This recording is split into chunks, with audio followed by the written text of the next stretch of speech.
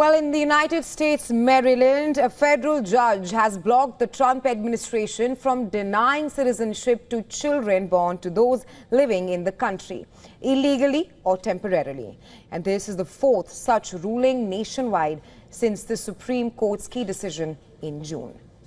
Earlier, two other district courts, along with an appellate panel of judges, blocked Trump's birthright citizenship order nationwide.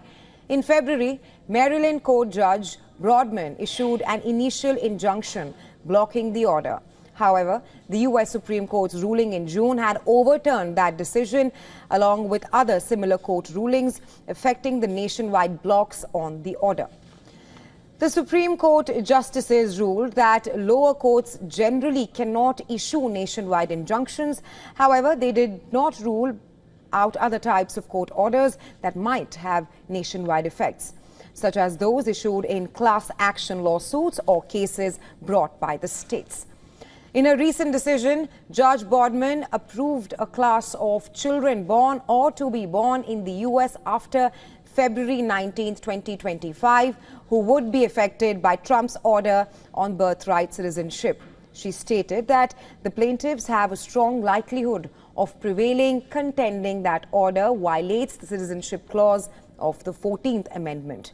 The judge also cautioned that the plaintiffs would face irreparable harm if the order were implemented.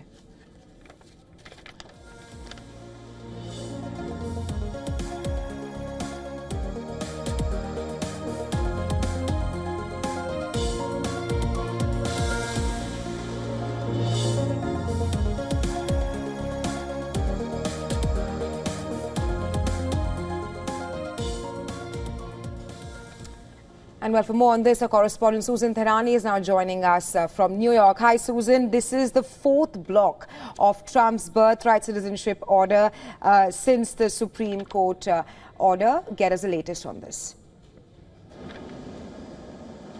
Right. So the Trump administration can still appeal this, so it's not set in stone. But despite the fact that the Supreme Court said that federal judges cannot make nationwide injunctions for the entire country, this judge, as you mentioned, believes that her standing is really valid and that it will ultimately go through, considering the fact that she says she's not reinstating old provisions and bringing out what she did before, but she has a new case that is not only related to a class action, but that it will affect these individuals that are here illegally, or not only, if they already have children here, but are pregnant, with the help of some immigration rights groups. So she's saying that this is a new case.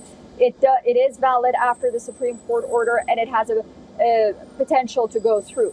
But nonetheless, as I mentioned, the Trump administration will likely appeal this. And once again, it's going to set in motion some other legalities. Right, Susan. Thanks for getting us the latest.